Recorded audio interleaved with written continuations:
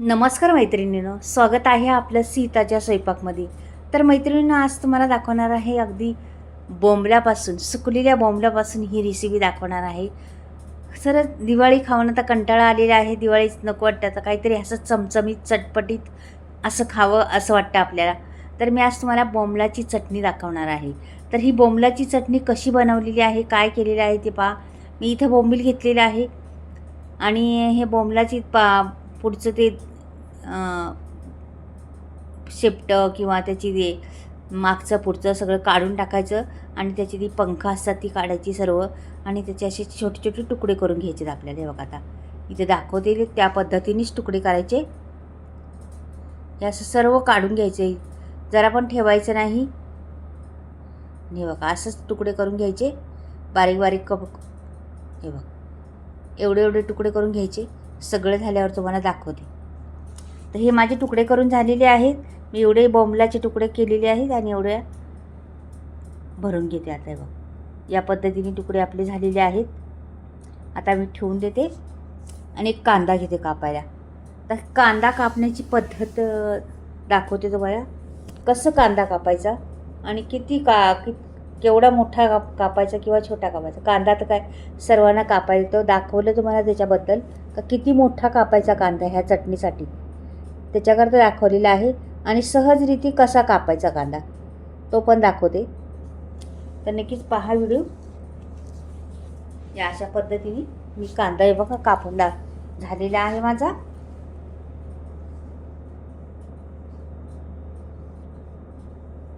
तर मी आता एवढं दाखवलं. एक दोन कांदे लागणार आपल्याला याला. तर हे दोन कांद्याचं एक कांदा तर झालेला आहे. आता एक तुम्हाला नंतर दाखवते.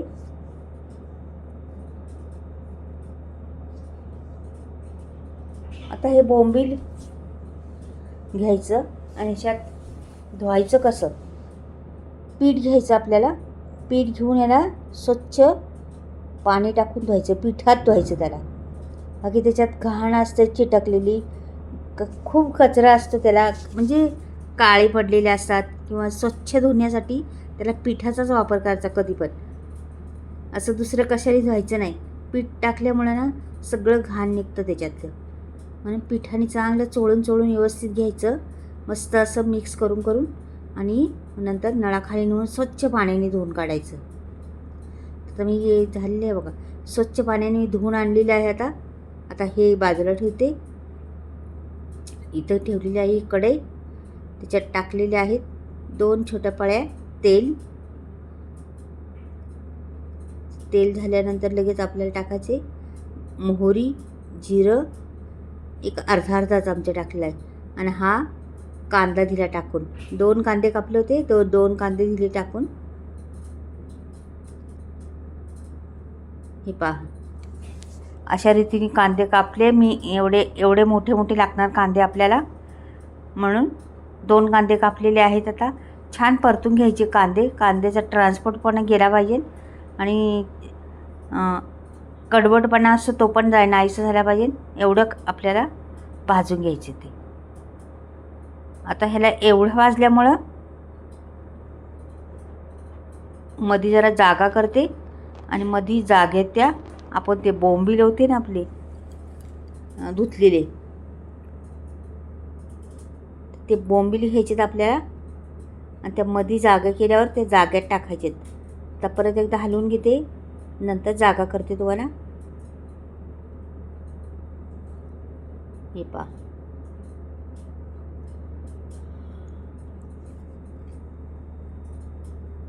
आणि हे लवकर बोंबील टाकले मी पहा, पटकन टाकून दिलेले आहेत.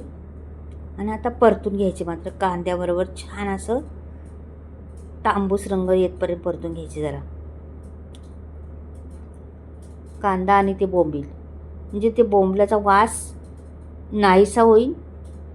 आणखीन एक जिन्नस टाकणार आहे, त्याच्यामुळे वास तर येणारच नाही, चव पण वाढणार आहे. तर पहा तुम्ही आता काय मी टाकते आणखीन एक जिन्नस. असंच परतून घ्यायचं, मात्र सारखं हलवत राहायचं आणि जळून द्यायचं नाही किंवा काही करपून द्यायचं नाही. मिक्स करत राहायचं सारखं. आता पुढे आपण आपल्याला जिन्नस घालायचे आहेत. अजून 2-3 जिन्नस आहेत आपल्या बाकी, त्या घालायच्या. तर मी आता खलबत्ता घेते पहिला. हे खलबत्ता घेतलं, तिकडे गॅस चालूच आहे, बारीक करून ठेवलेला आहे, मध्ये मध्ये हलवत राहते. आणि हा टेचून घ्यायचा लसूण घालायचा, टेचूनच घालायचा. लसूण पण वाटत, म्हणजे ह्याला काहीच वाटत नाही किंवा काहीच नाही, अशा साध्या सोप्या पद्धतीत तुम्हाला दाखवलेलं आहे.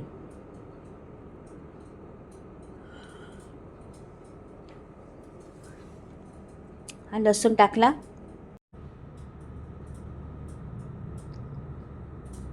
आणि 2 टमाटर घेतली होती, ती कापली आणि ती टाकून दिलेली आहे. हे टमाट्यामुळं काय होतं, ह्याला चव तर येतीच, पण त्याची वास असतो ना, तो पण कमी होतो बोंबल्याचा. त्याच्यामुळे टमाटर मेन घालायचं. तुमच्याकडे नसलंच टमाटर तर लिंबू पिळलं तरी चालेल, छान सुगंध येतो लिंबानी. पण त्याला टमाटर घातल्यामुळे आणखीन एक चव येते, त्याच्यामुळे टमाटर घालायचे. तर इथे जागा केलेली आहे मध्ये, त्या जाग्यामध्ये आपल्याला घालायचे मसाले. तर इथे घातलेला आहे 1 चमचा लाल तिखट,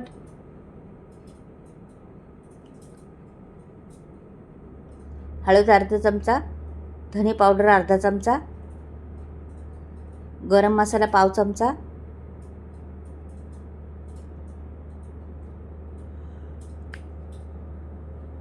हे सर्व मिक्स करायचं. मध्ये जागा घेतली ना त्यात, आणि हे पलटी करत राहायचं. अशा तऱ्हेने पलटी करायची छान. मैत्रिणी, ही चटणी फार टेस्टी तर लागतीच, पण खरंच आपण जर 1 भाकरी खाता असेल तर जवळजवळ 2 भाकरी आरामशीर खाणार, एवढी चटपटीत होती ही बोंबलाची चटणी. खरंच आता तुम्हाला सांगितलंच पहिलं, दिवाळी खाऊन कंटाळा आला आहे, तर चला ही चटणी बनवूया आणि तोंडाची चव वाढूया. अशा तऱ्हेने ही चटणी आहे, नक्कीच बनवून पहा एकदा. खरंच तोंडाची चव वाढती, आणि चव एवढी तिला खूप खमंगपणा तिच्यात पैदा होतो त्या चटणीत. मीठ पण टाकलेलं आहे आता मी. आणि आता ह्याच्यावर काय करायचं, बारीक गॅस करून एकदम झाकण ठेवणार आहे मी. एकदम बारीक गॅस करायचा, त्याला वाफ येईन, वाफेचं पाणी पण होईल आणि ते शिजायला पण मदत होईल. हे वा मस्त झालेली आहे. त्याचं एकदम अशी शिजले का पाहूया बघा, रंग फार सुंदर आलेला आहे तिला. हे शिजलेलं आहे. आता मी तुम्हाला काढून दाखवते. खरंच मस्त चटणी बनलेली आहे, अगदी पाहताच तोंडाला पाणी सुटते चटणी. तर इथे घेतलेला 1 वाटी, म्हणजे बाऊलच आहे, त्या बाऊलमध्ये मी आपला भरून घेणार आहे ही चटणी.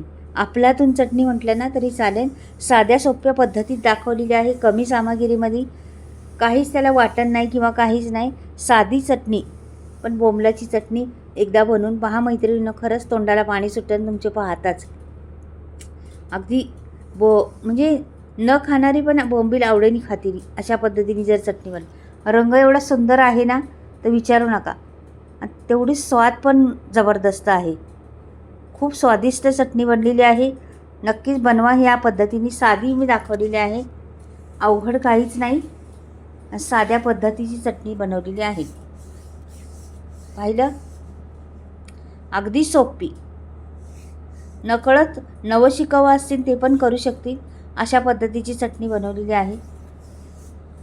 तर तुम्हाला कशी वाटली कमेंटमध्ये नक्कीच पाठवा मैत्रिणींनो. आवडला तर लाईक करा, सबस्क्राईब करा आणि कमेंटमध्ये लिहून पाठवा कशी मला ही चटणी वाटली. एवढी रंगीत आणि कलरफुल चटणी बनलेली आहे ना, खरंच पाहताच तोंडाला पाणी सुटेल. तर बनवा आणि खरंच तोंडाची चव वाढवा. तर चला परत भेटूया, नवीन काहीतरी वेगळं घेऊन येते दुसऱ्या व्हिडिओमध्ये. बाय.